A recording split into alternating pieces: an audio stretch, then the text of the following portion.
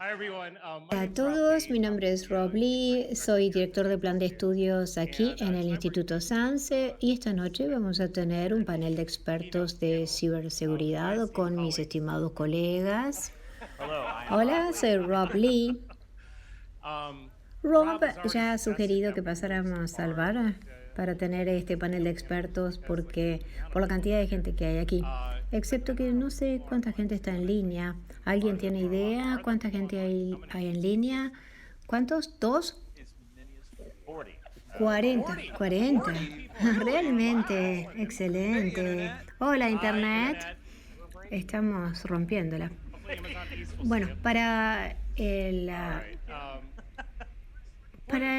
panel de expertos de esta noche, una de las cosas que quería hacer era hablar, obviamente, todos todos tenemos estas grandes preguntas al final de año. ¿Qué es lo que piensas que pasó en el 2021?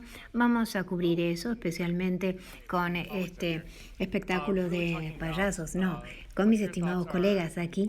Vamos a hablar de qué es lo que piensan del 2021, pero también le quiero preguntar al público, porque esto va a ser un foro abierto. Si quieren hacer alguna pregunta, vamos a abrirles también el micrófono a ustedes a medida que vamos por estos temas.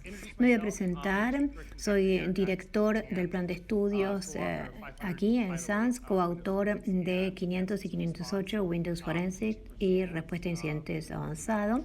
He estado enseñando en SANS ya desde hace 20 años y ahora estoy full time en SANS, ayudando con el plan de estudios y también con otras cosas muy interesantes que pasan por aquí en estos días.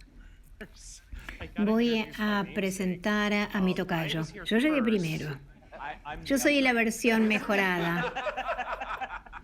De muchas maneras. Pero él es Rob M. Lee y yo soy Rob T. Lee. Y honestamente aquí es donde empieza la confusión, porque los dos somos graduados de la Academia de la Fuerza Aérea, los dos trabajamos en la parte ofensiva en la Fuerza Aérea, somos fanáticos hinchas de Broncos y de Walt Disney. Hola, Rob. Muy bueno verte. Rob y yo también tenemos otra cosa en común. Rob adelgazó 100 libras de peso el año pasado y yo también. También adelgacé en los últimos 4 años. Rob me hizo sentir culpable. Mi esposa me decía, si él puede, ¿por qué no puedes tú? ¿Cuántas veces no he oído eso? Le digo, date vuelta y seguí durmiendo. Recién hace 5 minutos que empezamos. Muy bien, Rob, ¿quieres presentarte? Soy Rob Lee, autor de ICS 515, autor de Forensic 578, la clase de inteligencia de ciberamenazas y fundamentalmente me dedico a sistemas de control industrial. Sí, él es Red Rob. Rob el rojo. Sí, la mitad de pelo, la mitad de la capacidad. Ese es el equilibrio. En realidad es al revés. Yo soy Heather Mahalik, soy la jefa del plan de estudios de DFER y doy clases en SANS desde el 2011, que fue cuando me certifiqué. Soy coautora de 585, clase de smartphone, y también doy clases en 500. Y bueno, eso básicamente soy yo. Y también trabajo en Celebrite. Soy directora jefe de inteligencia digital, quiere decir que soy predicadora y que puedo hacer lo que quiero y eso me encanta. Sí, está bien, hago cosas. Bien.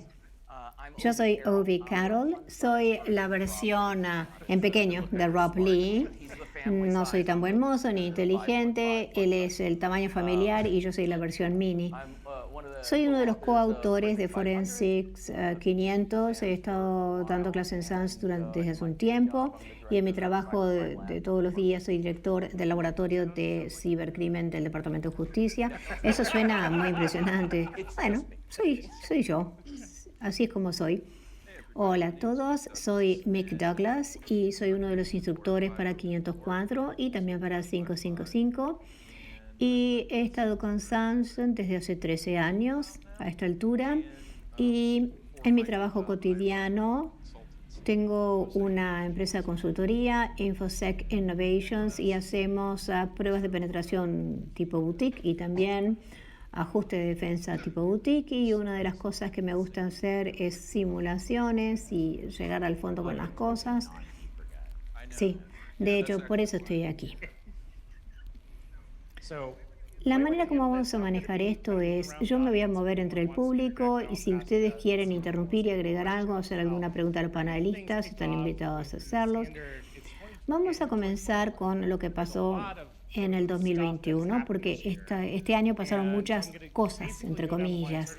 Y vamos a comenzar con Mick, que nos va a contar, le van a empezar a funcionar las neuronas, de todo lo que pasó en el 2021, cuál es el evento más significativo que para ti ha cambiado la industria o ha cambiado la discusión en la industria de seguridad de información en general. Esta es la pregunta fácil, espero que después me ayuden con otras más difíciles. No sé qué es lo que está pasando con las cámaras. Bueno, creo que Mick, ¿qué piensas? Ha sido un año loco. La cosa empezó con SolarWinds, que fue temprano de este año, ¿no? Y yo creo que de muchas maneras esa fue un poco como la conclusión más importante del año. Y este año nos deja dos conclusiones importantes. Uno es el ángulo seguro, que ahora estamos empezando a reconsiderar la cadena de suministros, los fabricantes y todo lo que pasa. Y menos interesante, pero ajústense los cinturones y no me importa si me odian, ya sea que estén aquí en este salón o en línea, pero tenemos que tener una discusión franca y fea. Porque SolarWinds Orion se desplegó globalmente y la brecha duró 9 meses y nadie lo vio y yo lo admito. Yo tengo clientes que son usuarios de Orion y no lo vimos. Año tras año, cuando tenemos estas retrospectivas de lo que pasó en el año, yo tiendo a ser muy pesimista. Ahora normalmente yo soy optimista por naturaleza, pero al final de este año las cosas no me gustan, me enferman. Y yo sé que esto es empezar con algo que es un bajón, pero creo que realmente tenemos que volver a considerar qué es lo que estamos haciendo, porque si eso es lo mejor que podemos hacer colectivamente como sector, estamos en el horno. Bueno, deberíamos hacer las cosas mejor. Para mí, yo probablemente diría que los cambios o lo que ha tenido impacto en nuestra profesión, yo debería decir, aunque suene tonto, es que es el trabajo desde casa. Cuando uno habla de análisis de investigación digital o forense digital, el hecho de tener a los analistas trabajando desde casa, enviándoles evidencia o trabajando con copias de evidencia, eso es realmente difícil. Y una de las cosas que se ha dicho con mayor frecuencia en nuestro laboratorio es, ustedes realmente hacen un trabajo excelente y no es que sea una persona en particular, un individuo, sino que es el hecho de que realmente destacamos la importancia de la colaboración, sentarnos juntos, no solo en las oficinas en las que estamos, pero sí porque forzamos la colaboración y trabajamos en equipos de 4. Y el hecho de irnos a casa y que todos trabajaran desde casa, independientemente de lo que uno hiciera. En el laboratorio, digamos, la idea de decir, vamos a empezar una sesión de Zoom y dejarla encendida todo el día. Eso no marchó. Pero el aspecto de colaboración, de trabajar desde casa, fue un reto enorme y yo creo que para muchos de los examinadores forenses pasó así. Sí, esa es una buena. Eso era lo que yo iba a proponer. ¿Trabajar desde casa? Esa era mi respuesta. No, yo de hecho iba a elegir algo que es un poco aleatorio, pero que incidió en mí. El hecho de trabajar desde casa y toda la colaboración también. Pero este otro es más reciente y por eso se me ocurre. Yo trabajo en una compañía israelí. Vivimos con WhatsApp. Y cuando pasó el incidente de Facebook y se cayó Facebook y uno no podía entrar a sesión de nada porque usaba las credenciales para eso, incluyendo WhatsApp, hubo tanta gente que quedó muy dañada con eso. Piensen en todas las veces que ustedes utilizan las credenciales de aplicaciones para acceder a las cuentas. Mi trabajo se vio impactado por eso, mi vida personal también, porque yo chateo y colaboro todo el día con gente por WhatsApp. Es gracioso porque yo puedo prescindir de Facebook, la parte toda de las redes sociales, pero no al abrir sesión y usar las credenciales para entrar a otras cosas. Eso nos hizo mucha mella. Yo creo que la invasión inminente de Ucrania por Rusia probablemente es terrible. En esa nos va a tener ocupados a Tim y a mí durante un buen rato. Sí, por lo menos durante un tiempo aquí en diciembre, como el 16 o el 17. Yo pensé que era interesante en la comunidad del sistema de control industrial. Durante los últimos 20 años, los gobiernos han estado hablando de la ciberseguridad y de la infraestructura crítica y lo que constituye la infraestructura crítica de las compañías y los bienes y servicios que dan.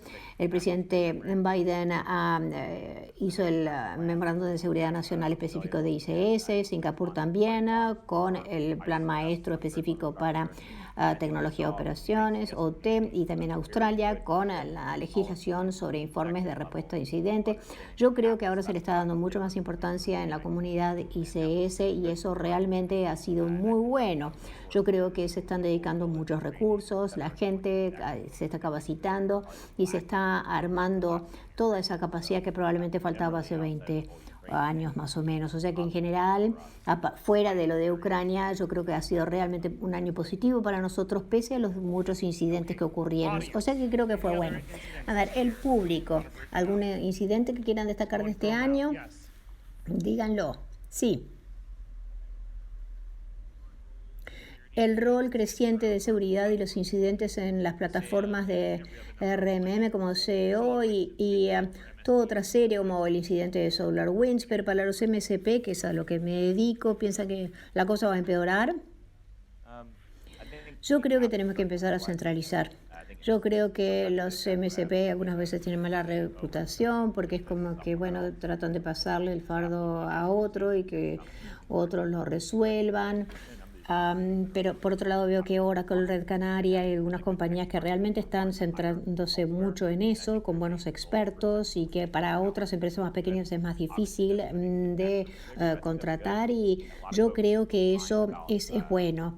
Tenemos que, es una mala cosa los ataques a las cadenas de suministro, y es bueno que se estén dedicando expertos a eso. Yo creo que SolarWinds tuvo impacto, y después de eso creo que, bueno, hay gente que se queja, por ejemplo, de que Oldsmart, por ejemplo, haya estado utilizando TeamViewer, pero es una empresa de agua pequeña y era comprensible que les pasara.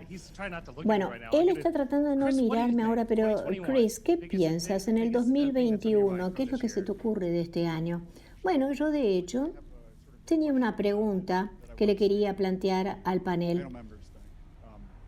A ver qué piensan. Y la pregunta básicamente es, ¿todos estos temas cibernéticos que están surgiendo realmente son nuestro problema? ¿Somos nosotros los que tenemos que arreglarlo? ¿O es un problema de otro que tenemos que llevarlos a que ellos lo arreglen? Y de ser así, ¿quién es? ¿Y cómo hacemos para que se ocupen de eso? Pasarle la culpa a otro, la responsabilidad a otro, pasarle a otro el fardo. Sí, esto es lo curioso. En ninguna otra industria, nosotros trabajamos con software que está recopilado y todo el mundo muy contento, pero cuando se rompe, sorpresa, sorpresa, uno hace clic en el acuerdo de licencia de usuario y ahí es uno el que se embroma. Eso es una locura y yo no creo que eso no debería tolerarse. Eventualmente, en algún momento, la cosa va a cambiar. Espero que cambie. Y la carga de códigos seguros con lo que se pueda trabajar debería caer, en mi opinión, a quienes publican el código, a quienes publican los sistemas, porque de no ser así, no veo que nada cambie. Porque si yo, como fabricante, como quien publica un código, ¿cuál es mi incentivo? Todos están pagando mis costos, eso es lo que yo concluyo.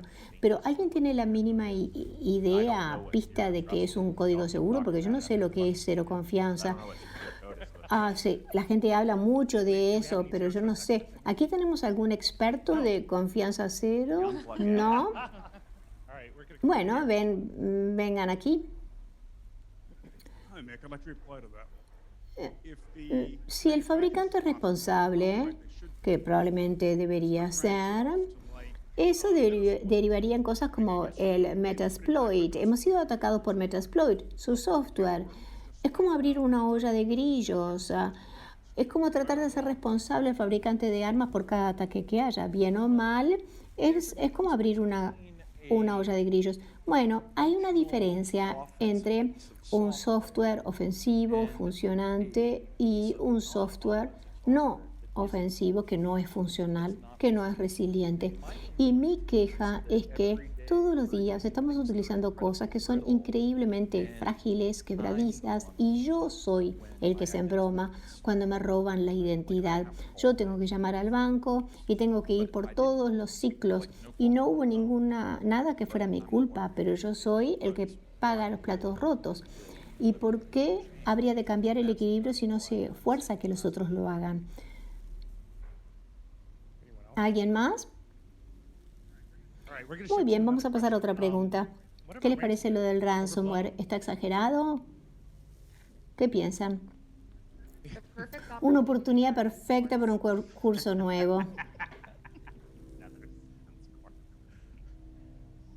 Les diré esto, en 2014, cuando comenzaron a aumentar los ransomware, yo realmente le agarré el tiro, porque yo pensé que claramente entonces la gente iba a tomarse la seguridad más seriamente. Wow, sí, no sé, uno pensaría y esperaría, simplemente mirando las cosas que pasan, que, por ejemplo, hay sectores como el de la salud, donde, vamos, ¿en qué momento piensan ustedes que la gente se dará cuenta? Yo sé que parece una locura, pero ¿qué podría pasar? Yo no entiendo por qué la gente dice cosas como, ah, qué suerte que fue a ellos que les pasó, me lo esquivé, a mí no me tocó. Yo no entiendo, tiene que haber algún elemento de psicología raro que no entiendo, que se me pasa. Cuando yo pienso en ransomware y hablando con algunos de mis amigos, y esto es algo que viene de alguien que no viene, no es desde el punto de vista del Departamento de Justicia, pero yo creo que en nuestra época, en OSI, cuando NASA tenía aquel grupo de intrusión de computadoras increíble, si uno hackeaba a NASA, si uno les hacía algo en su página web, lo perseguían a uno hasta el fin del mundo, y en las salas de chat de los hackers la gente siempre decía no hackeen a NASA. Yo personalmente odio la idea cuando oigo de amigos que sí, una de las cosas que hago como modelo de negocio es que pagamos recompensas. A la gente la hackean y nosotros pagamos recompensas. Yo creo que eso es exponerse y tentar al diablo, es regalarse. Dejen de pagar. Yo siempre dije, niéguense a pagar. Sí, yo sé, tienen todas nuestras cosas. Bueno, es una lección difícil para aprender, pero ¿dónde lo tienes respaldado? Ciertamente tendrías que hacer mejor seguridad, protegerte mejor. Yo sigo viendo con gente a la que hablo, niveles C no están dedicando suficiente dinero a su gente, a sus técnicos. Siguen, cuando vienen cortes de presupuesto, lo primero que se corta es capacitación. Es demasiado caro, no podemos pagar eso, no queremos contratar a más personal, no entienden el valor. Estamos llegando a un momento en que los niveles C en los países se tienen que dar cuenta que la marca vale más de lo que hay en la cuenta del banco, pero parece que no pasa eso. Siguen cortando en personal, en seguridad, en capacitación. Incluso hay capacitación que es gratis internamente en la organización. Porque yo algunas veces le digo a la gente, le digo, ¿vas a hacer clic allí? Y la gente lo hace, incluso gente que sabe, porque piensan, me lo mandó mi padre. Y yo o algo de fútbol. Entonces, la gente cliquea y después lo ponen en Facebook, y lo repiten 1 millón de veces, y le ponen tags, y la gente no lo hace con mala intención, pero por otro lado, si a uno lo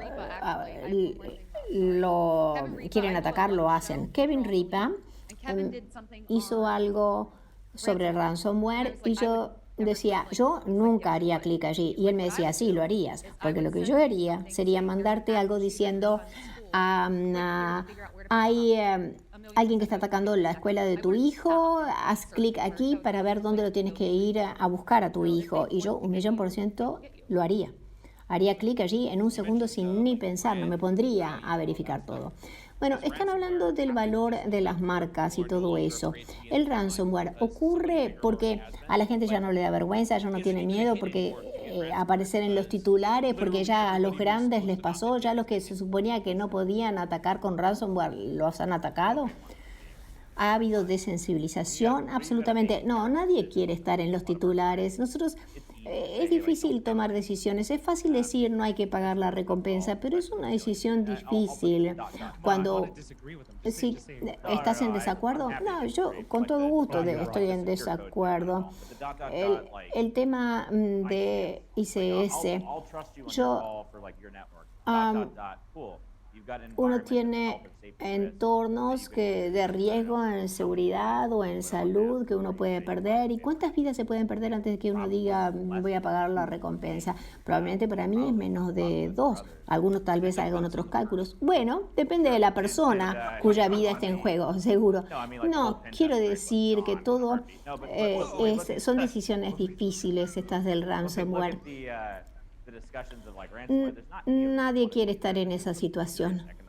Se tienen que tomar decisiones económicas serias. Yo odio cuando la gente habla de Oldsmar, que es una pequeña empresa de agua en Florida, que los atacaron y un actor foráneo fue la primera vez que lo que hicieron fue aumentar la concentración de soda cáustica en el sistema de agua para envenenar a todo el pueblo. Y había tanta gente que decía, no puedo creer que estuvieran usando TeamViewer. Bueno, Oldsmart es una empresa pública, están regulados en cuánto pueden gastar y cuánto gastan. Y comparten un técnico informático con otras 5 empresas de gobierno. Bienvenidos al mundo real. Muchas de estas empresas tienen grandes limitaciones de lo que pueden utilizar. No pueden venir a las clases de SANS y literalmente tienen problemas que son informáticos, no de seguridad. O sea que muchas veces esta es una discusión que tenemos y es un tema que lo tiene que discutir la sociedad. No es si les gusta o no estar en las noticias. Bueno, cambiemos un poco de tema. Hablemos de la ciberseguridad en el 2021. Una de las cosas que yo he encontrado, especialmente los que hemos trabajado en esto durante más tiempo, ahora que miro a Joseph Price, que está aquí en la primera fila, con él trabajábamos desde 1996 en la primera unidad de ciberguerra en la Fuerza Aérea. Y hace muchísimo tiempo, los dos somos muy viejos. Ahora, lo difícil para aquellos de nosotros que estamos en esto desde hace mucho tiempo es saber si nos mantenemos al día, al igual que todo el mundo, con nuestras destrezas de ciberseguridad.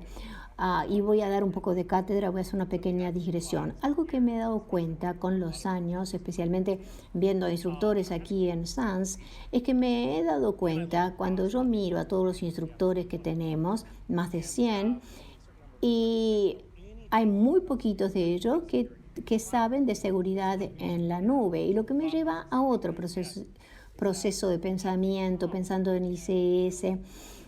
¿Cuántos de nosotros en realidad nos ven como somos el que sabe? Y entonces la gente piensa, tú probablemente tienes que saber de esto, tú sos el técnico, tú sos inteligente. Entonces la pregunta es, si alguien viene y me dice, necesitamos que nos ayudes para asegurar la nube, ¿cuántos de nosotros nos animamos en ese momento a decir, yo de eso no sé? Porque tal vez uno de los primeros conceptos de ayornarnos en nuestros estudios es que, bueno, es que para muchos de nosotros es difícil. Nosotros vemos que nuestras destrezas, nuestra capacidad empiezan a menguar, especialmente en la pregunta que tengo con los panelistas. ¿Cuántos de ustedes piensan que tienen el síndrome del impostor? Porque en realidad, de hecho, tenemos un síndrome de impostor porque nosotros no sabemos cómo asegurar la mayoría de nuestra infraestructura de ataques basados en Internet. Mick, ¿estás de acuerdo con esto? Sí, de hecho diría algo más y diría que hay gente que se está posicionando como expertos de seguridad en la nube que cometen fraude cuando les pagan. Lisa y llanamente, explícalo, da nombres. Bueno, vean esto. Hace un par de meses me llamaron para ayudar a una compañía de tecnología financiera, una fintech, no un banco, Y ellos estaban peleando con una cosa. Decían, tenemos dificultades para comprender nuestro inventario de bienes en la nube. Y entonces la tarea que me dijeron fue, y yo le dije, ¿por qué no usan una API y hacen una consulta diciéndole, muéstreme todo lo que tiene almacenado, muéstreme las máquinas virtuales, muéstreme los lambdas? Y la reacción de ellos fue, podríamos tener una llamada más tarde hoy, y yo iba a decir justo, me encantaría hacerlo. Y me preguntaron, ¿cuánto cobra por hora? Y me dijeron, te vamos a pagar el doble, y ahí me empezó a gustar. Pensé, vamos a ser buenos amigos, pero la posición de ellos era, esto va a ser un contrato corto. Bueno, resulta que una firma de contabilidad muy renombrada había sido contratada por este cliente de FinTech y estaban utilizando una herramienta de gestión de bienes patrimoniales diseñado como para ser usados en centro de datos on-premises. Y que básicamente lo que estaban usando era Nmap, scans de Nmap, de AWS, Azure y GCP. Y estaban sus esfuerzos de 3 meses de trabajo de una firma de contabilidad, estaban obteniendo 6 horas a una exactitud de un 85%. Entonces, cuando yo digo que hay fraude, sí que lo hay, definitivamente. Yo creo que parte del problema es que nosotros como industria no no conocemos suficientemente a la gente que se hacen las estrellas del rock en la nube y se les pagan a salarios altísimos. ¿Y por qué nosotros no denunciamos eso? Y la gente que dice que sabe tanto de la nube, nosotros tenemos que hacerla rendir cuentas. ¿Piensas que lo están haciendo intencionalmente o que simplemente están exagerando lo que dicen? No tengo suficiente información como para decirlo. Yo espero que lo que estén haciendo sea exagerar lo que ellos pueden hacer. Pero tal vez estén pensando, yo esto lo sé hacer. Espero que sea eso.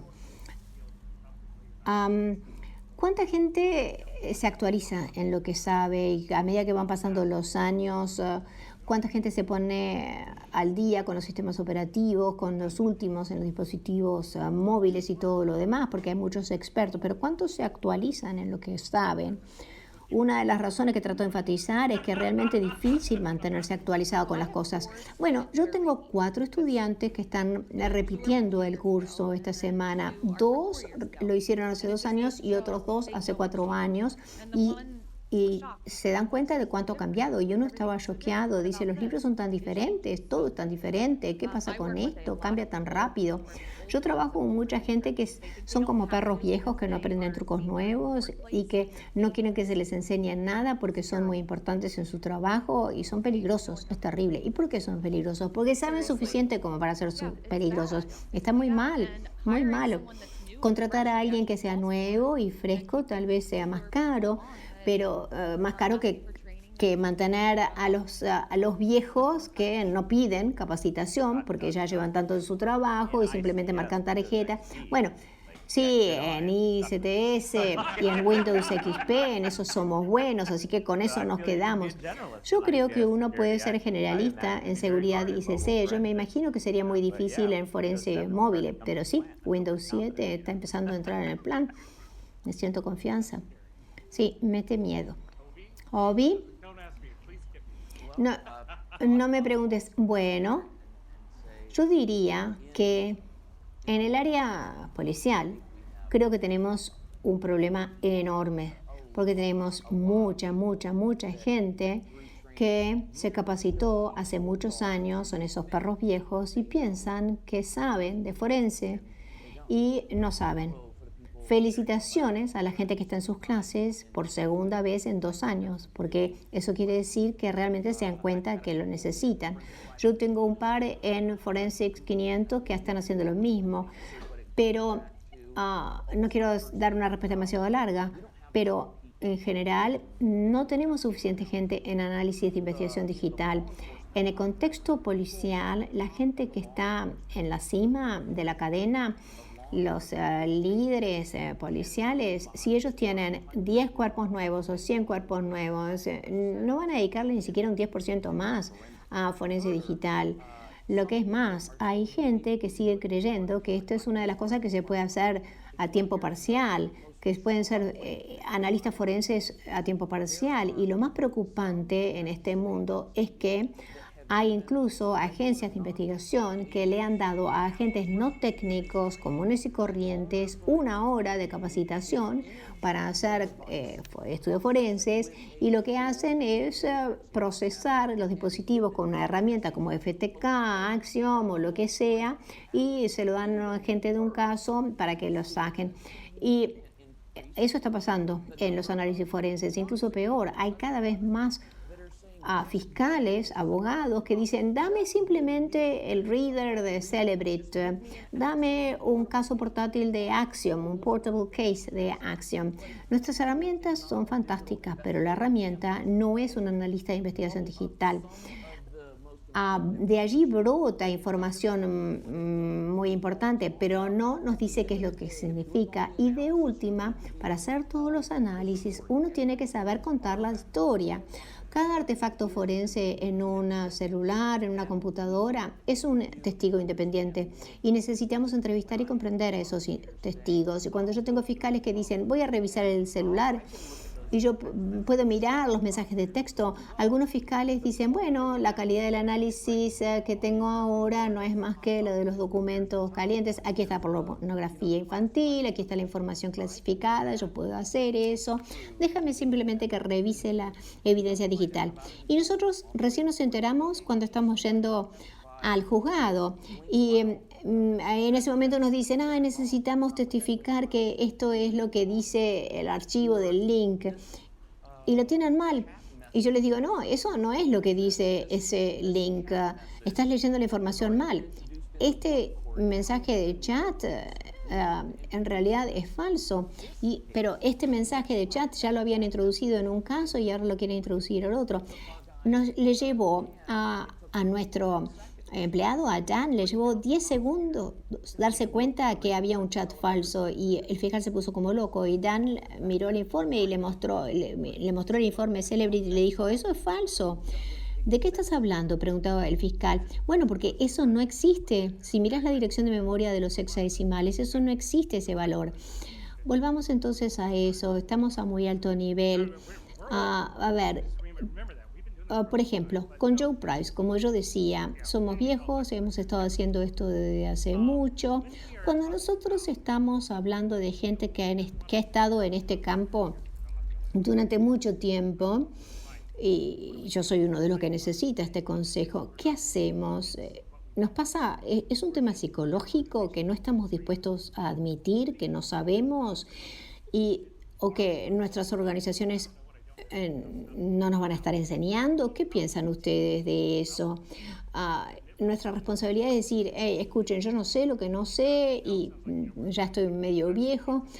¿Cómo mantenemos la relevancia? ¿Cómo podemos decir que no sabemos algo?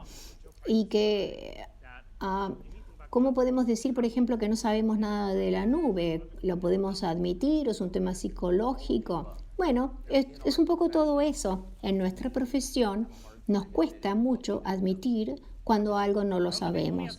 A ver, el público, ustedes, ¿les cuesta decir que no saben hacer algo? Bueno, no es que no sepa. ¿Cuántos de ustedes dicen, yo eso no lo sé? Levanten la mano. Phil, no tienen vergüenza. Phil no tiene vergüenza. Son unos mentirosos. Bueno, felicitaciones para los que dicen que sí, porque de hecho una de las cosas más difíciles, me doy cuenta, es el hecho de que a mí me gusta que me vean como alguien confiable. Estoy en esto desde hace mucho y la gente me mira con alguien confiable, y es a mí a quien consultan, y me resulta difícil decir que algo no lo sé y que tengo que volver a clase para eso. No sé si es algo psicológico.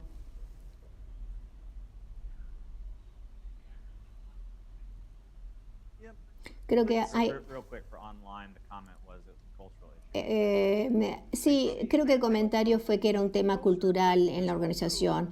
Gracias, Rob. Sí, yo no sé si es cultural, pero también hay un factor comercial en esto. Hay una idea de fondo interesante. Oímos sobre que los investigadores no están bien calificados, que hay gente que sigue trabajando con Windows XP. Bueno, sigue, funciona. Sí, sí, es verdad. Entre comillas, funciona. Sí, touché. Uno de estos días, hablando estadísticamente, van a decir, no importa, hay electricidad. Bueno, IT ha producido más apagones que Irán, China y Rusia combinados. Eso es verdad. Sí, una de las cosas que ha pasado es que tenemos una falta de personal crítico, independientemente de en qué cargo. Esto es un bucle de retroalimentación vicioso, porque estoy tan ocupado haciendo las cosas que estoy haciendo.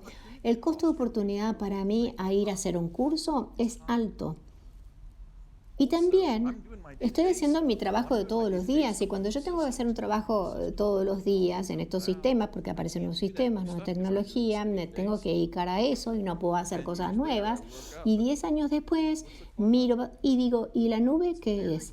Es muy fácil caer en una rutina. Si yo tuviera que culpar a alguien, tal vez a los administradores, a la gerencia, tal vez. Siempre, bueno, en todas las clases yo pregunto quién tiene la culpa, la dirección, y estadísticamente hablando, sí, parece como que sí.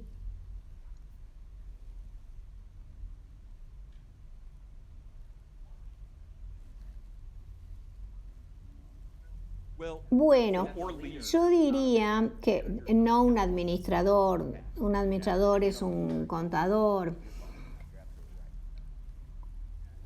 Hablo de los líderes, sí, tiene toda la razón, sí, en general la administración tiene la responsabilidad de que su equipo, tiene la responsabilidad de abogar por su personal para conseguirles la capacitación.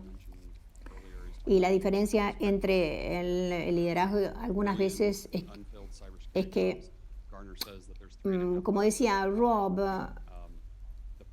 el memorándum de seguridad nacional identificó que había 1 millón de cargos de ciberseguridad que no estaban llenos y Gartner dice que hay 3,5 millones a nivel mundial y el problema está muy por encima de lo que es administración. Entonces, y eso teniendo en cuenta que la gente que está en ciberseguridad esté bien capacitada. Entonces la respuesta es sí, vayan a los cursos de SANS, pero quiero ser sincero, mi pregunta es, cuando el problema es tan grande, ¿qué otra cosa podemos hacer? Yo en 2009 asistí a una clase de Robert T. Lee, de forense, porque yo me daba cuenta que todo el campo estaba evolucionando al punto de especialidades y subespecialidades, como en el terreno médico.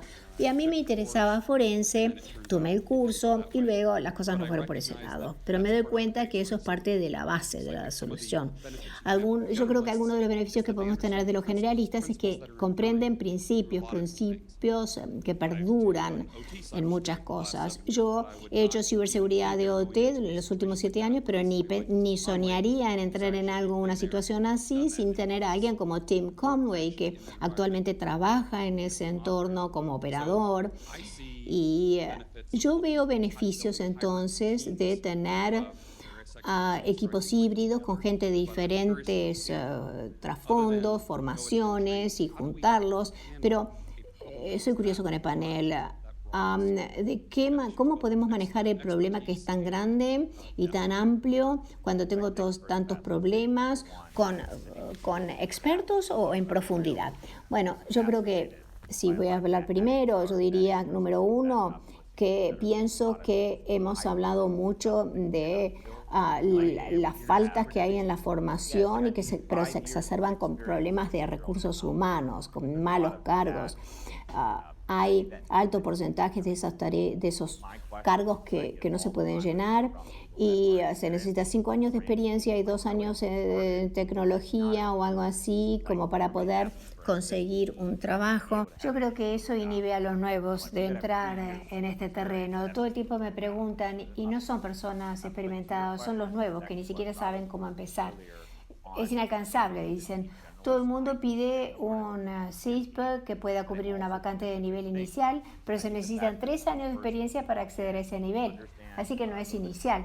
Pero entonces, en cuanto a tu pregunta, creo que tiene que ver con lo que ya se ha dicho. ¿Podemos seguir siendo generalistas en la seguridad informática?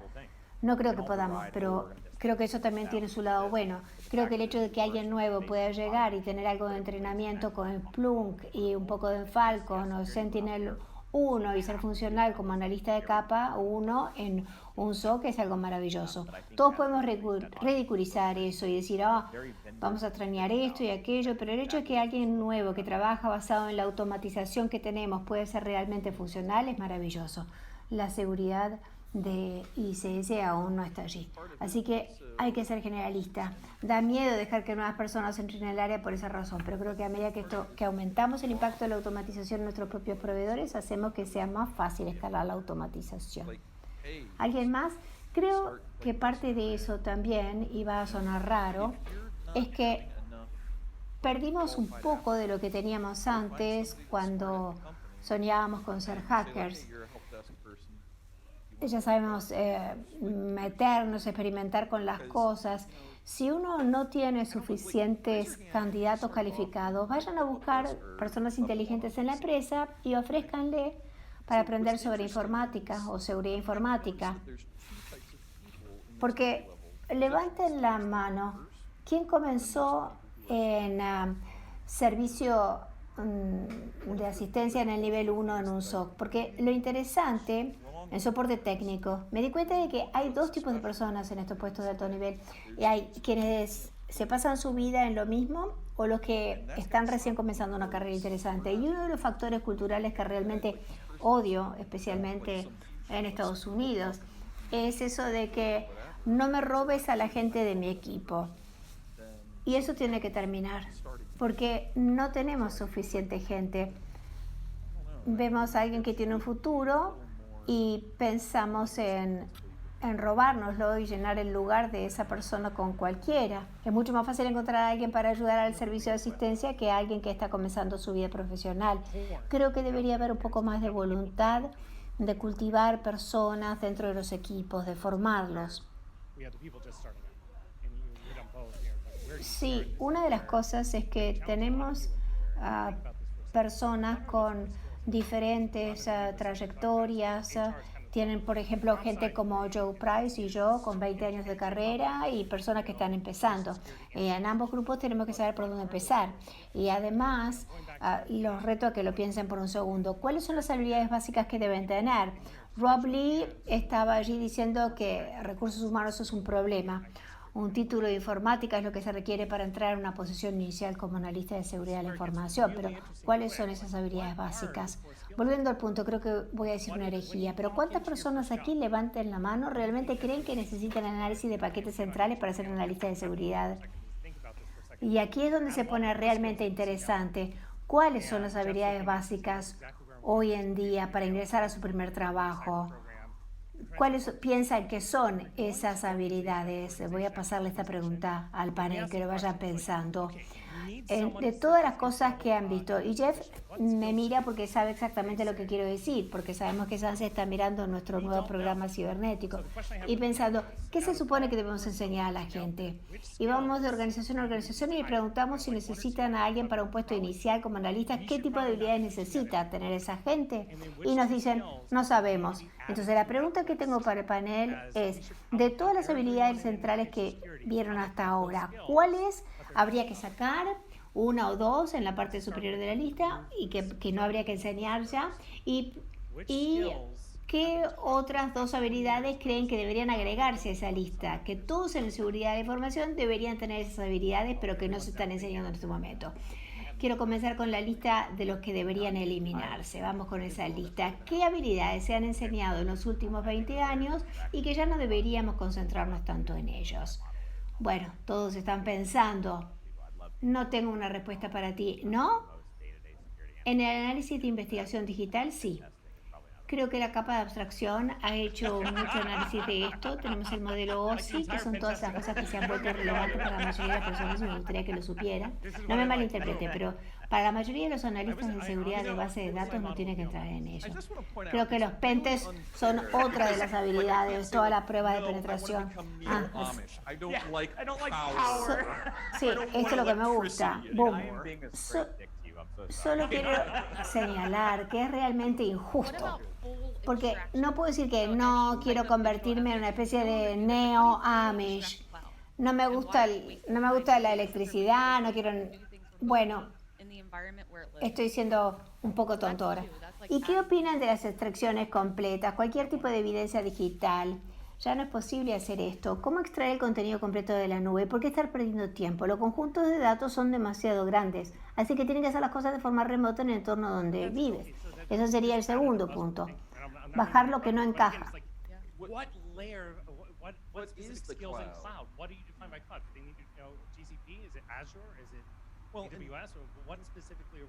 Bueno, muy bien, acabas de agregar una palabra de moda y no es que me esté burlando de ti, pero tenemos que pensar qué capa, qué habilidades, a qué te refieres con la nube. Necesitas saber de GCP, de Azure, de AWS. Usted puede preguntar qué esperamos específicamente de ellos. Eso es todo, incluso las aplicaciones. Está bien, tenemos que aclarar esto. No es contigo, otras personas como tú. Sí, no sos tú, pero sí sos tú.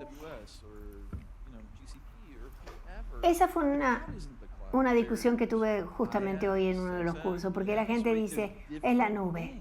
E incluso dentro de un proveedor de nube en particular, como AWS o GCP o quien sea, la nube no es la nube.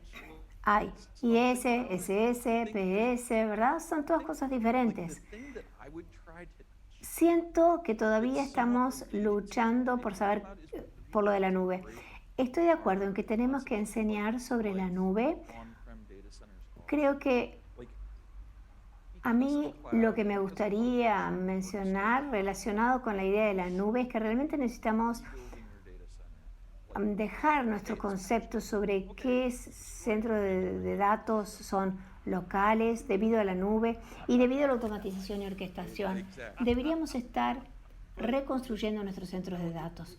Punto. Es el día de los parches, destruimos todo, lo recuperamos todo. Eso se puede hacer. Sí, excepto en ICS, exactamente. Se hace difícil, especialmente en el plan de estudios de pruebas de penetración y también en respuesta a incidentes. ¿Cómo eliminamos las cosas? Porque estos casos extremos son los que siempre nos complican. ¿Y qué pasa con los temas generales? ¿Qué pasa con la defensa perimetral? ¿Qué pasa con los firewalls? Sí, tomo tu pregunta y agregaría habilidades de investigación. Y no me importa si es pen testing, forense, sea lo que sea. Voy a hacer una pregunta sobre un conjunto de datos, recurriré a otro conjunto de datos diferente en la naturaleza y aún así obtendré mi respuesta. Esa es la idea. Y no me importa si es ICS o forense, sea lo que sea. Si puedo hacer preguntas meticulosas sobre datos en diferentes conjuntos de datos y obtener una respuesta, voy a ser un gran analista de seguridad en el mundo de hoy en día.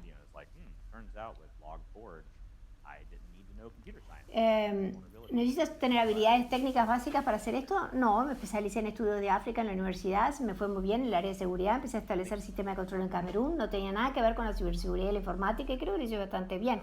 Olvido quién fue que salió en las redes sociales a hablar sobre la falsificación de logs.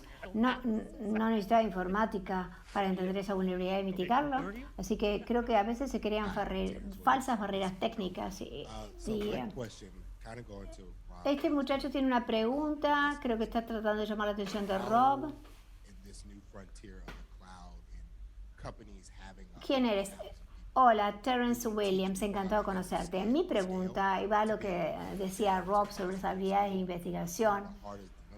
En esta nueva frontera de la nube y con empresas que tienen 100.000 empleados, ¿cómo enseñamos a las personas cómo lidiar con la escala y llegar a las habilidades de investigación?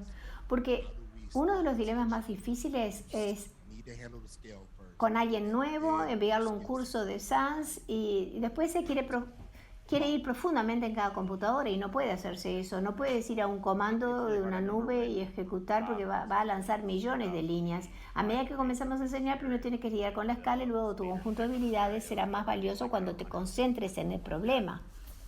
Sí, Esa es una pregunta increíble. Es realmente difícil. Recuerdo cuando Rob Lee planteó el nuevo escenario 508 con la configuración técnica de Bill Spader. Cada vez que lo pienso me doy cuenta que son 100 sistemas o algo así. Y yo decía, eso es un entorno de laboratorio complicadísimo, tremendo, pero en la vida real todavía ni se acerca a la escala de lo que estamos hablando. En un entorno de entrenamiento era impresionante. Mi respuesta corta para ustedes sería, muchos analistas quieren enfocarse, y es un argumento muy fuerte, quieren enfocarse en cómo recopilar todo. Y prefiero que primero definan cuál es el caso, porque por lo general a la gente quiere recoger todo, pero yo les digo, vas a enojar a los operadores sin ninguna razón. ¿Qué es lo que quieres? Ve, recoge los datos una vez que hayas definido cuál es el problema. Y esa es parte de la respuesta al problema. Y siempre, ¿qué pasa si preguntan, ¿y qué pasa si no recopilamos los datos si pasa algo? Bueno, hay que aguantarlo. Pero concéntrense en lo que tienen que resolver y solo recopilen los datos que sean necesarios. Estaba escuchando hace un momento y que hay justamente 6 millones de aplicaciones en las tiendas de aplicaciones entre Android e iOS. Y nuestras mejores herramientas de análisis forense, las mejores herramientas de análisis forense celular, soportan ¿cuántos? 2000 a lo sumo. Estas aplicaciones para el análisis, concretamente, menos de una décima parte del 1%. Sé la respuesta que tengo o cómo quiero resolver este problema. ¿Cuáles creen que son las soluciones? ¿Hay alguna manera de abordar esto? Y ya han mencionado el hecho, y estoy tratando de enfatizar eso, del hecho de que tenemos mucha gente haciendo lo que yo llamo forense tipo Nintendo, que es, bueno, apretemos el botón que dice encontrar las evidencias y obtengamos pruebas. ¿Pruebas? Quiero decir, Internet. Bueno, suena como una broma, pero en serio, ¿qué ven como una solución a ese problema, específicamente en tecnología móvil? Muy bien. Sí, adelante. ¿Alguien sabe sobre tecnología móvil aquí? Es una pregunta de ICS, Rob, puedes responder. El problema es que todo cambiará en cuanto alguien dedique tiempo al aprendizaje, aprendiendo, y todo es muy diferente, entonces. Y ese es el problema número uno. Creo que es necesario sacar todas las aplicaciones mientras están en funcionamiento para comprender los artefactos que tienen por debajo. Son esas bases de datos, son protobufs, son listas P. ¿Y qué hago el quinto día del curso si nos quitan todas las herramientas? Y muchas veces les saco a los estudiantes las aplicaciones y me encanta ver la cara de la persona, y son como mis hijos. Cuando los pongo en el ómnibus del colegio, pienso, ojalá te haya podido enseñar a escuchar a tu maestro. Y yo les enseño a los estudiantes, así como los datos se ven a sí mismos. Pueden hacer cualquier cosa si estás dispuesto a aprender estas habilidades básicas sobre cómo escanear bases de datos, listas P, protobufs y archivos de datos. Si pueden hacer eso, pueden crear cualquier aplicación, solo lleva tiempo. Entonces el problema se convierte en la escalabilidad. Porque las personas quieren sumergirse en esos problemas, pero no tienen por qué hacerlo. Están aprendiendo, está bien, 2 capas.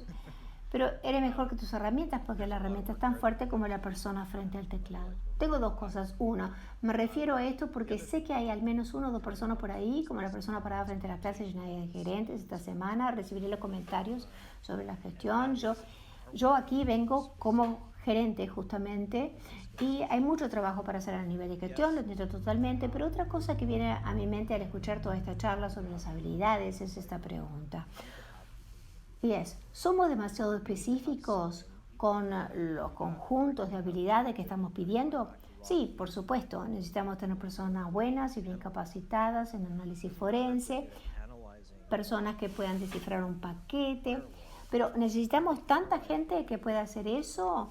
O volviendo a lo que decía Rob Lee sobre las personas que necesitamos, si tenemos buenas personas para analizar las cosas, no importa si son buenos para analizar datos o registros de un firewall o datos. La pregunta es, ¿pueden analizar datos?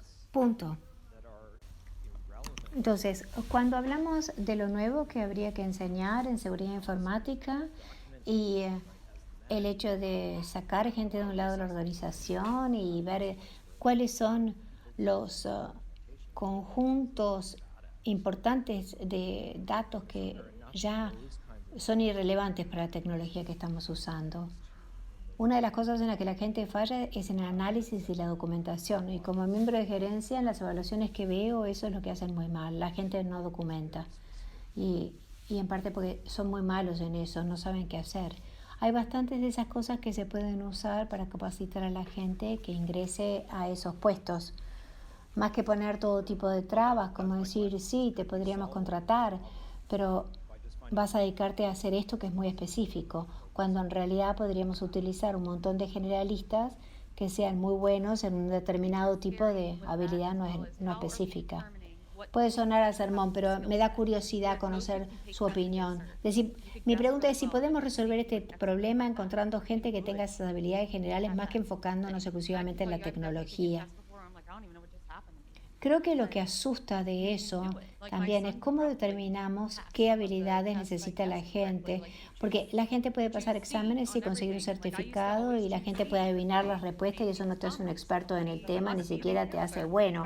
Y yo le digo porque me pasó a mí, yo he tomado exámenes y no me he dado mucho cuenta de qué me pasó, pero te puede ir bien. Mi hijo probablemente pasaría alguno de los exámenes adivinando la respuesta. Por ejemplo, puedes poner C en todas las respuestas. Yo siempre marcaba la C porque mi apellido de soltera es Comrie, entonces decía, la C me gusta como respuesta, pero creo que en las entrevistas de trabajo no hablamos lo suficiente con la gente, miramos por arriba los currículums y buscamos palabras clave, pero no hablamos con los humanos que tenemos frente a nosotros sobre estas funciones. Bueno, yo me preguntaba, una cosa que me resulta interesante es que yo creo que si miramos, por ejemplo, el ejemplo de la salud, hay médicos generales, hay especialistas, y yo creo que tenemos que empezar a mirar un poco ese tipo de modelo, de tener la capacidad de poder decir, bueno, esto a mí me sobrepasa, tengo que recurrir a un especialista para esto. Yo creo que eso sería un modelo más sostenible, porque hay un par de personas que yo tengo que trabajan conmigo y que no son para nada generalistas, ni nunca lo serán. Ellos son excelentes en una cosa, pero no lo saquen de eso, porque les cuesta comprender otras cosas.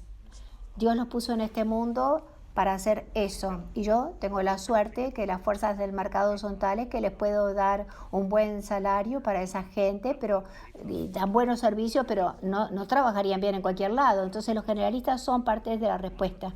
Pero yo pienso que los especialistas también son parte de la respuesta. Es difícil. Sí, yo creo que cuando comenzamos a estudiar esto con Jeff, tuvimos muchas discusiones en los últimos 2 meses. En particular, yo creo que la mayoría de las organizaciones les resulta difícil articular cuáles son las destrezas clave con las que alguien tiene que comenzar en este trabajo para comenzar. Y mucho más si tienes 20 años, cuáles son las destrezas clave que necesitas para ser un especialista en este punto y para retener las capacidades en tu organización. Y, por ejemplo, si yo les pidiera cuáles son las 20 destrezas que uno tiene que tener en un primer empleo en ciberseguridad, yo creo que tendríamos una gran discusión, porque yo no creo que sea algo en lo que la gente está de acuerdo. Tenemos ciencias de la computación, bueno, vamos a hacer eso, pero para cuando uno termina de completar la lista, uno está hablando de una persona que no existe, que no tiene esa formación. Entonces, hay que hacer como un poco como en la formación militar. ¿Cuáles son las destrezas básicas que alguien que tiene que tener para ocupar su primer empleo en ciberseguridad? Y luego, cuando tienen 20 años de experiencia, como yo y como otros, ¿cuáles son las destrezas que necesitan para retener la especialización? Y yo creo que hemos ignorado esto, especialmente en los que llevamos 20 años aquí, porque obviamente no hemos asistido a capacitaciones. ¿Cuánta gente se toma la responsabilidad de seguir formándose? Todos los que están aquí, por lo menos, quieren aprender nuevas destrezas, pero hay una enorme lista de cosas que habría que aprender y no se puede hacer todo en el mundo de la seguridad de la computación. Entonces, otro lado es el lado de la organización. Si su organización, si ustedes están contratando gente, porque lo mismo nos pasa en el Instituto SANS. Una vez que ustedes contratan a la gente, ¿cómo los retienen los individuos? ¿Es simplemente con dinero?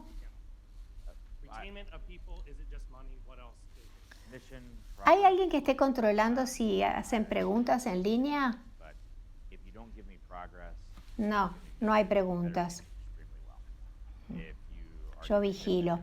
Volviendo entonces a la pregunta para el panel, ¿cómo se retiene la gente? ¿Simplemente con dinero o qué más? Es misión, promoción y dinero. Yo creo que es un poco de todo. Si uno no tiene promociones y no me dan una misión, más vale que me paguen bien. Pero si tengo una misión y tengo promoción, probablemente el dinero sea un poco menos importante.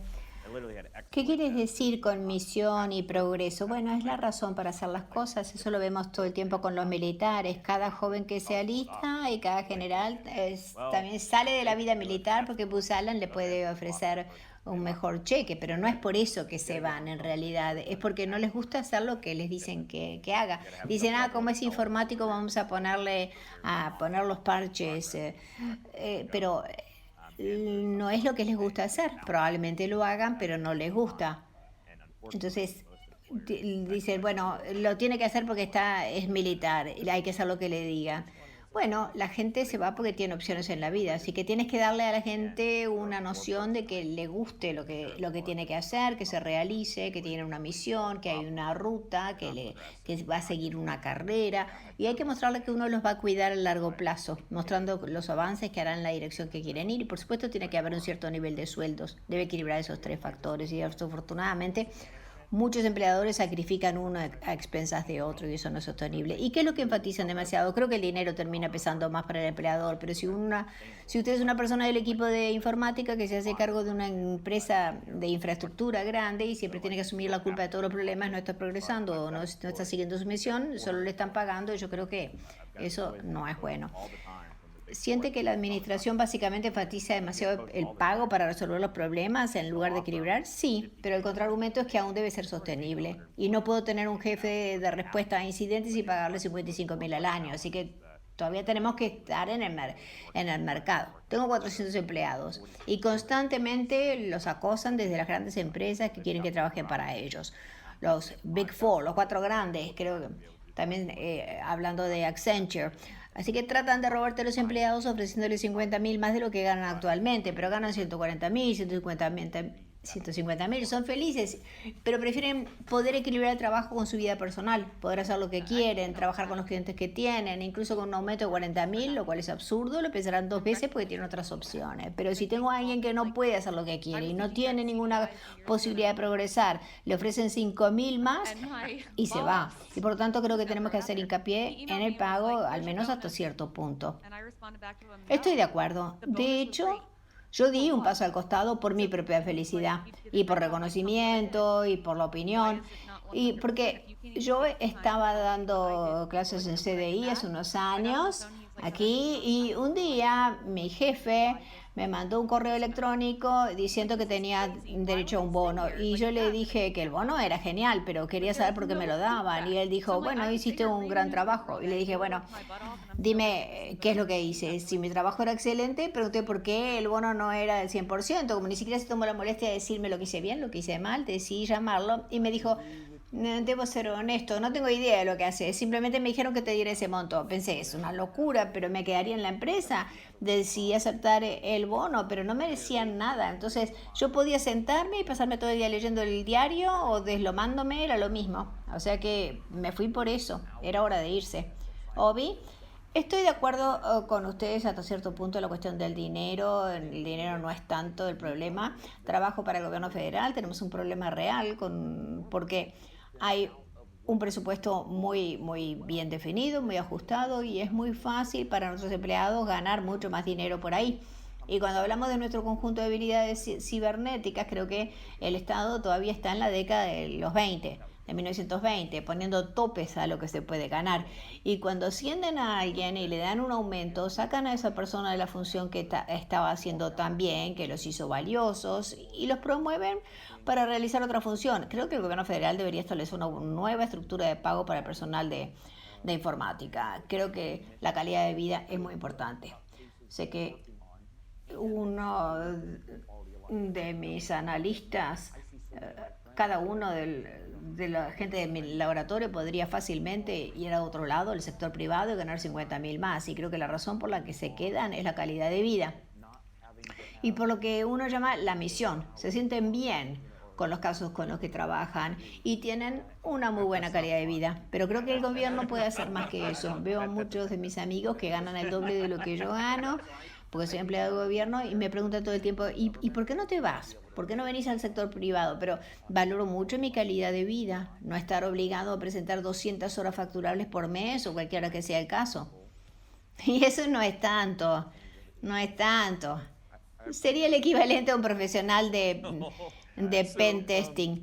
Creo que el dinero importa hasta cierto punto en el gobierno. Creo que tenemos que ser capaces de pagar más a nuestros empleados. Sé que la calidad de vida significa mucho y que debes sentirte bien con lo que estás haciendo para mantenerlos en el gobierno.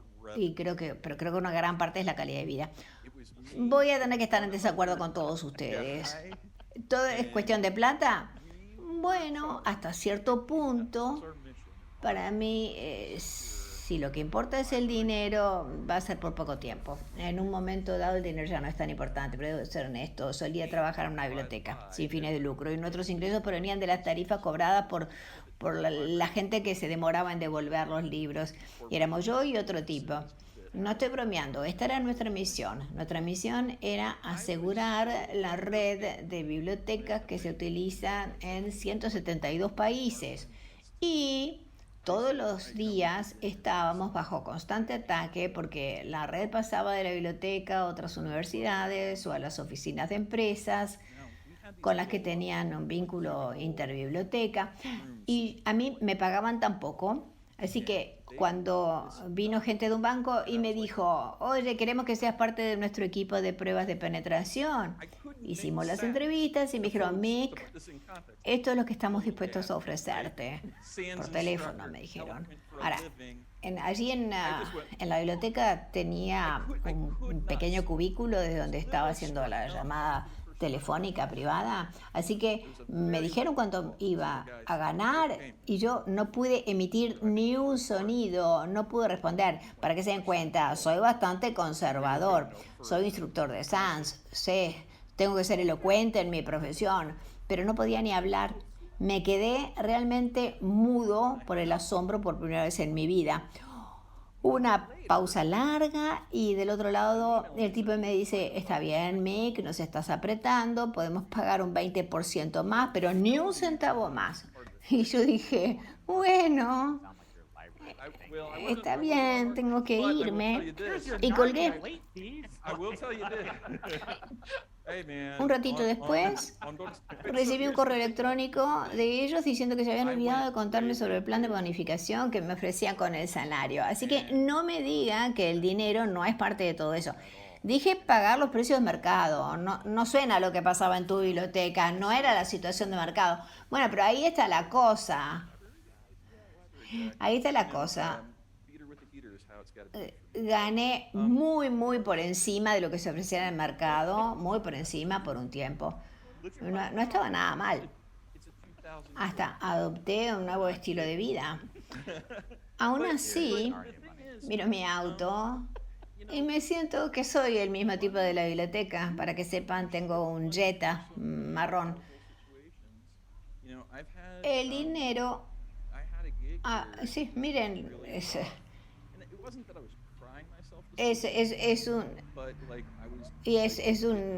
un auto del 2004. El dinero a veces te hace tolerar situaciones intolerables, pero hasta cierto punto. Yo en una época estaba con un trabajo que era horrible. No era que me pusiera a llorar cada noche hasta dormirme, pero sí vivía tenso. Necesitaba masajes 2 veces por semana porque me tenía que desestresar. Me iba a largas caminatas o a navegar. Navegar está bueno, no te cruzas con ningún muerto de hambre navegando. Entonces, consideren que, bueno, no piensen, pero ahora tengan en cuenta que esto lo dice alguien que tiene una consultora también, pero yo creo que el dinero cuenta hasta que no cuenta. Una vez que tienes tus necesidades financieras cubiertas, te empiezan a importar otras cosas, lo intangible. Y para ese trabajo, por el que me había quedado mudo cuando me hablaron del sueldo, después de un tiempo, empecé a extrañar los concursos de hackers. Porque una de las reglas que tenía era que no podía ir a eventos de hackers. No podía hablar en público, son eventos de seguridad. Y llegó un punto en que dije, bueno, quiero volver a aquello.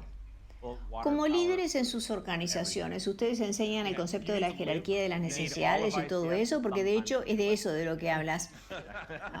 Es correcto, hay elementos que uno necesita como ser humano, necesitas dinero para pagar el agua, la electricidad, un techo, comida. A ver, perdón por pero para aclarar, ¿dónde se ubica la electricidad? Bueno, sí, tienes que vivir todo lo de ICS y a veces necesitas hasta una página web. Sí, pero quiero decir, ¿enseñan explícitamente estas cosas a los gerentes de sus organizaciones o a los líderes de las organizaciones? Porque eso es lo que tiene que hacer. Bueno, yo puedo hablar de que, bueno, a ver, sigue tú. Yo puedo hablar de cuando estaba en el banco. Por ejemplo, lo que nosotros teníamos era un fondo discrecional que si sabíamos que alguien de nuestro equipo estaba pasando mal por la razón que fuera, boom, le decíamos, toma esto y arréglalo porque necesitamos que estés bien. Ahora, mi equipo era un poco diferente a la mayoría de los otros equipos en el banco, pero ya sabes, hay grupos y personas que intentan hacer ese tipo de cosas. No todos se preocupan de eso. Todo depende de la cultura de la organización, supongo. Y con el gobierno podemos cuidar a la gente muy fácilmente. Puedo darles un bono de $250, siempre y cuando no suceda más de una vez en 6 meses. Pensé que hablabas en serio por un segundo. Como antes de decir la cantidad de dólares, yo estaba... ¿Cómo? ¿En serio? ¿De verdad? Qué bueno. Bueno, puedo darle 59 minutos libres.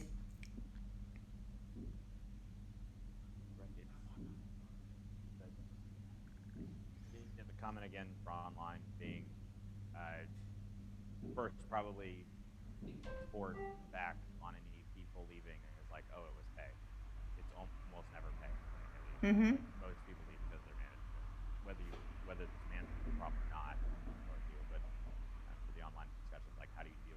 Volviendo al comentario otra vez de qué es lo que se considera más importante, mirando hacia atrás cuando una persona se va y la gente piensa que, bueno, que es por el sueldo, pero casi nunca es la plata. Cuando se va la mayoría de la gente es por otras cosas, ya sea que se trate de un problema de la generación. Ahora, una de mis preguntas, me sorprendió mucho la respuesta, dejando de lado el aspecto del equipo, porque he visto tanta gente irse porque son las superestrellas y se dan contra la pared, rodean por el suelo, en la tierra, porque el resto del equipo no compartía no solo el mismo nivel técnico, sino tal vez tampoco comparten la ética de trabajo. ¿Dónde cae eso en su lista? ¿Cómo mantener a las personas en un buen equipo y alimentar ese equipo continuamente para asegurarse de que alguien no se muera? Ese fue uno de los mayores errores que cometí, les puedo decir. En una época yo tenía una persona que trabajaba en mi equipo, se llama Brett Padres, un tipo brillante, yo me descansaba mucho en él y uno de mis mayores errores que cometí como líder fue no identificarlo como uno de mis puntos débiles. Y un día vino y me dijo, me voy, me ofrecieron este otro trabajo, me voy y mi laboratorio se paralizó. Entonces, desde ese momento, lo que yo hago, al menos en el laboratorio del Estado, es que cuando tengo una de esas superestrellas o alguien, ni siquiera tiene que ser una superestrella, pero alguien que sea realmente muy bueno en algo, como parte de su tarea, en su plan de desempeño para el año, parte de su calificación depende de capacitar al menos a otra persona a un nivel del 80% del que tiene ese empleado muy bueno. Así que con Brett aprendí por las duras. Y lo conocen a Brett, era excelente, un genio, un brillante. No, y yo Fui el gerente que decía, bueno, si esto sucede, tengo a Brett, si pasa tal otra cosa, tengo a Brett. Así que aprendí mi lección muy temprano, al menos desde el punto de vista de liderazgo. Nunca más quiero estar tan atado de pies y manos en mi organización o en mi unidad, por lo que nunca dejaría de que eso volviera a suceder. Así que ahora solo agrego eso a la evaluación del desempeño anual. Me gusta, está bien. Creo que en general eso pasa en ciberseguridad. No, no creo que sea solo ciberseguridad, pero se ha mencionado un par de veces en el 2021. Hubo un gran cambio porque la fuerza laboral se mudó de trabajar como equipo en nuestras instalaciones a ser una fuerza laboral virtual remota. Es interesante, ¿cuántas personas aquí son fanáticos de Tim Ferriss? ¿Alguien? El de semana laboral de 4 horas, ¿lo conocen? ¿Todos? ¿Solo ustedes dos? ¿Nadie más? Bien. Tim Ferriss tiene un podcast y reemitió uno que había hecho para South by Southwest en 2005, 2006. Lo escuché el otro día y ya en aquella época él hablaba sobre cómo comenzar a pasarse en una situación de trabajo remoto. Y escuchándolo yo me imaginaba qué pensaría Tim hoy sobre lo que la gente está haciendo en la fuerza laboral.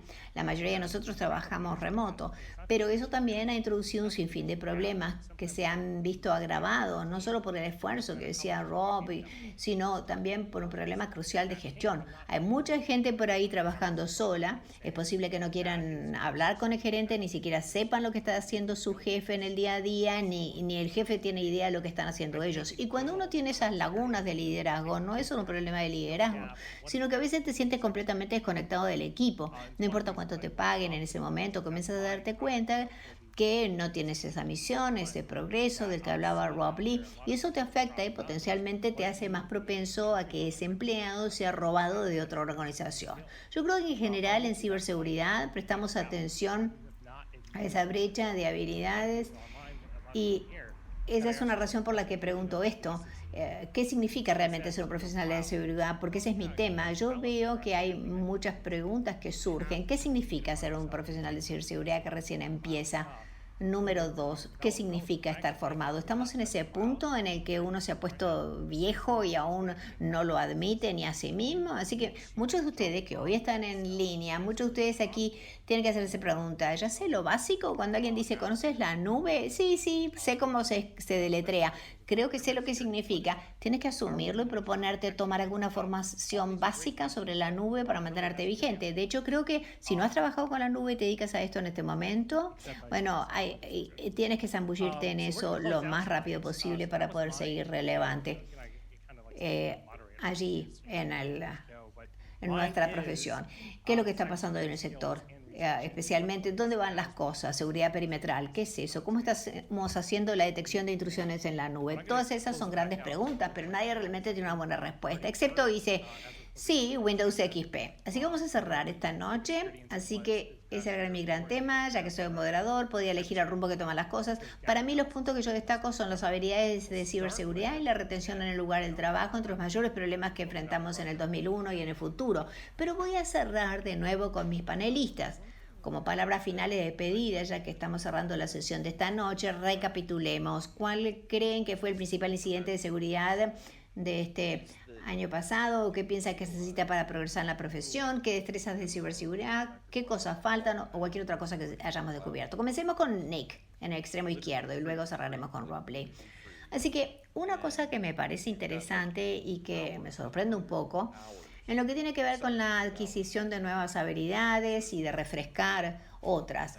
¿Se dan cuenta que Google, Amazon, Microsoft, todos ellos tienen recursos informáticos gratuitos en la nube? Literalmente gratis, completamente gratis. Y uno tiene horas, cientos de horas, 700 horas de tiempo de cómputo, dependiendo del servicio, gratis. Ahora, háganse un favor, asegúrense de instalar la aplicación de control en sus móviles porque en algún momento van a salir a hacer cualquier recado y se percatarán que dejaron las máquinas virtuales en ejecución. Es bueno poder apagarlas de forma remota porque lo habitual es que estés pagando mientras se ejecutan. Pero creo que es un desperdicio que la gente no está usando esas cosas. Si nos fijamos en la cantidad de cuentas gratuitas, el número es bajísimo, demasiado bajo. Y si le preguntas con un poco de delicadeza a los proveedores de la nube, incluso te dirán que esas cuentas gratuitas se crean, se usan durante un par de semanas, 3 semanas y luego no se vuelven a tocar. Y eso es una locura, eso es criminal. No entiendo. No entiendo, literalmente, porque cuando me enteré que había cosas gratuitas en la nube, pensé, supongo que no jugaré videojuegos los próximos meses porque este será mi videojuego. Así que no lo sé, supongo que es esperanzador, es más fácil que nunca, está ahí, es más frecuente. Quiero decir, por Dios, cuando yo empecé en esto, ustedes hablaban de su edad, pero cuando yo empecé, yo era un freak de la informática. Yo estudié telecomunicaciones, quería aprender a armar un SS7 con piezas que había sueltas, descartadas. Horrible, dificilísimo. Ahora fácil. Hola Amazon, hazlo. En el Estado nos han enseñado a reformular las preguntas y también darle vuelta a las respuestas. Entonces, con respecto a lo que necesita el campo del análisis de investigación digital, lo que necesitamos es más gente, ya sea de nivel medio o de entrada. No necesitamos a las superestrellas consagradas. Mi sugerencia para ustedes sería, vayan al sitio web de SANS, vean lo que se enseña en Forense 500 y 585, Forense móvil. Necesitamos gente que conozca Windows y habilidades forenses en móviles. Aprendan lo que se incluye en esos 2 cursos de SANS. Creo que es una movida inteligente tomar las clases de SANS. Ciertamente es eso que tienen allí. No es que como funcionario del Estado esté abogando por ninguna capacitación en particular, pero les digo, digo lo mismo que digo en cada clase que enseño en Forense 500, que si dominan el material de ese curso, los contrato en un abrir y cerrar de ojos. No se hacen preguntas. Si dominan el material, porque cuando entran hacemos preguntas generales. Decimos, muy bien, la agencia de investigación encontró algo malo en esta computadora. El fiscal necesita saber que la persona que manejaba esta máquina era consciente de eso y que era intencional. ¿Cuáles son los artefactos forenses que indican que el acusado sabía que en su computadora había material delictivo? La ciencia forense móvil está en todas partes. Me asusta un poco que Windows Forense está pasando a un segundo plano frente a la investigación forense de móviles, porque todo el mundo tiene un celular. Aprendan de eso. Es fundamental para la policía y el Poder Judicial. Nos falta muchísima gente. Tenemos un déficit enorme. Desde hace tiempo tengo 15 puestos que todavía no se llenan, pese a nuestros intentos y pese a los 3 años que llevo buscando, me quedan 15 vacantes. ¿Has probado ofrecer bonos de 300? Limpios, sin impuestos, claro. Bueno, si es así. Wow. Bueno, estamos ajustados de tiempo, así que seré breve. Y esto es algo que quería decir antes. Hay que buscar gente con sed de aprender, porque esa es la gente que busca y hace cosas y quiere aprender por su cuenta. Y yo no soy tan nerd como tú, Mick, te quiero mucho, pero tu historia es un poco loca. No soy muy fanática de ir a casa y ponerme a armar computadoras o pasarme en el celular toda la noche. De hecho, me pasa que la mitad de las veces lo quiero hacer añicos. Pero me gusta aprender e investigar. Y hasta el día de hoy me encanta cuando alguien viene y me pregunta, ¿cómo aprendiste eso? Y yo no sé, pero es que me carcome y le busco la vuelta, así que lo descubro y con eso aprendo. Entonces, quedémonos con la gente que tiene ansias de aprender y a los que piensan que se las tienen todas, esos que se vayan. Sí, obviamente están las habilidades blandas y la empatía y cosas por el estilo que se necesita en nuestro campo, pero también vuelvo a la mayoría de la gente que comienza sin saber lo de la cuenta gratuita de Amazon o cómo hacer todas esas cosas. No somos buenos en propiciar la incorporación de gente nueva y no somos buenos como comunidad para ofrecerles una trayectoria profesional. Como que ¿qué haces después de esto? ¿A dónde vas? Así que todavía tengo gente con 5 o 6 años de experiencia que me escribe todo el tiempo preguntando ¿y ahora qué? Es muy fácil perderse en InfoSec. Y siento que es probable que con los años hayamos convertido este campo más en una comunidad que en una profesión. Y tiene que haber algún aspecto de la profesión que te indique lo que se necesita hacer para avanzar. Tim y yo hablábamos de esto el otro día. Yo no soy muy amigo de hacer que la gente se tenga que certificar por todo, pero también veo que se necesita un buen proceso de certificación para ser un operador eléctrico en Estados Unidos. Si se cae el sistema eléctrico, no tiene que tener certificación para reinstaurarlo y eso es aterrador. Y por ende creo que en realidad tiene que haber una mejor profesión, tendría que haber una trayectoria profesional en la que la incorporara a la gente y ayudarla en ese viaje. Lo acabas de hacer, Mick. No, no. ¿Qué es ese CPCH? No, no es lo que pasa ahora. ¿Y cuál es tu respuesta? Ron me responde la misma pregunta. Bueno, vuelvo a lo que decía temprano sobre las habilidades de ciberseguridad en el reciclaje, especialmente para aquellos que llevan más de 20 años en la profesión. No sé, es solo una de esas cosas que cuanto más lo pienso, cuanto más gente hay por ahí que no se hace cargo de mantener su relevancia. Y estas son cosas que se descuidan en las organizaciones. E incluso la gerencia necesita entender estas cosas. Tenemos que ver más gestión, tiene que asumir la responsabilidad de entender realmente cómo responder a la pregunta central y no dejarlo simplemente en manos de sus tecnólogos. Miremos en general el 2021, tratando de ver hacia dónde va SANS, qué tipo de formación podríamos necesitar, qué nos estamos perdiendo por ahí. Y cuanto más lo analizo, incluso considerando nuestros propios cuadros de instructores, me quedo mirando cuántos de ellos realmente conocen la nube como para hacerse cargo de una clase. Y tal vez no tengamos más de 10 instructores que realmente conozcan bien la nube. Todos los demás, por ejemplo, hablas con Obi, a AWS y dicen, no, no conozco bien la nube. Te garantizo que es así. Es como, bueno, abrí esa cuenta gratuita, hey, obtengamos eso que es gratis. Pero hay tanto por ahí. Y es difícil encontrar a alguien que pueda decir, he estado haciendo esto durante mucho tiempo. Y tengo que asumir la responsabilidad de aprender más de una nueva área para mantenerme relevante. Y creo que eso es aún más necesario hoy. Y si están pensando en unos años más, entrarle al tema de ICS es fundamental. Mira, ustedes saben, Joe, estás diciendo que según el estudio, mundialmente hay 3 millones de puestos de ciberseguridad sin cubrir. Parte de la razón por la que las organizaciones no pueden definir lo que se supone que debe ser una determinada persona que sepa de eso. Y entonces todo el mundo dispara al aire y dicen cosas como, creo que sé lo que es, pero nadie puede encontrarlo.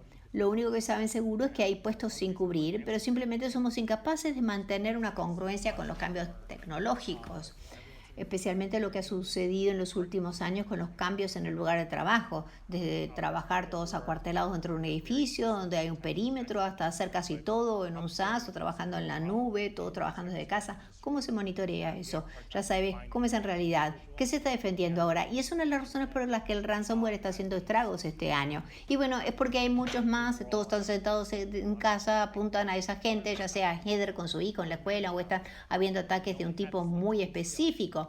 Pero mirando todo este problema de la ciberseguridad, cómo nos cuesta definir lo que tiene que aprender ese individuo nuevo en la profesión y lo que tiene que saber el que lleva 20 años de carrera y que se tiene que reciclar.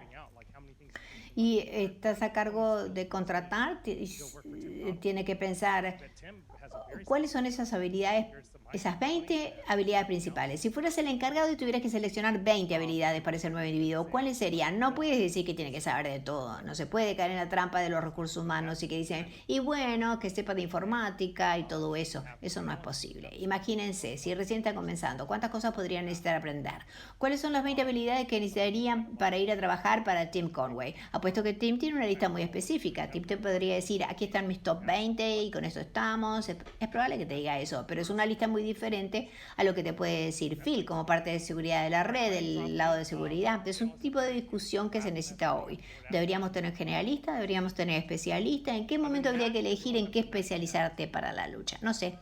Pero veo que hay mucha gente por aquí con un gran problema. Como decíamos con Jeff, la mayoría de las organizaciones, cuando le preguntas ¿qué necesitas para ese primer empleo fundamental? Te dicen, no sé, eso da un poco de miedo. Bueno, muy bien, mi nombre es Rob Lee, los invito a que se acerquen a los panelistas a la salida y les pregunten lo que les haya quedado.